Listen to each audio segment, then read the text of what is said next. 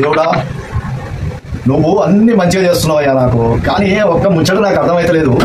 నాకు చిన్నప్పటి బాల్యం బ్రహ్మాండంగా ఇచ్చినావు, బాల్యం ఇచ్చినావు, మంచిగా ఆడుకున్నాం, చేసుకున్నాం, మంచిగా బాల్యంలో ఎంత ఎంజాయ్ చేయాలో చేసినావు. మళ్ళీ బాల్యం తీసుకున్నావు, మళ్ళీ మంచిగా యవ్వనం ఇచ్చినావు.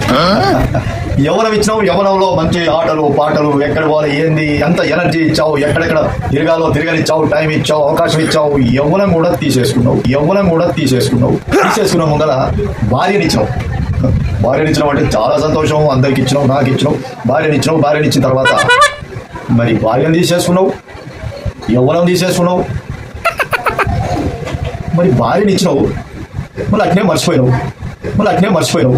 మరి నేను ఇంకెన్నాళ్ళు బాధపడుతూనే ఉండాలి. ఇది మాత్రం మర్చిపోయినావు, అది తీసుకున్నావు, ఇది తీసుకున్నావు, మరి భార్యను మాత్రం అట్టే ఉంచినావు నా దగ్గర. ఎందుకు సామే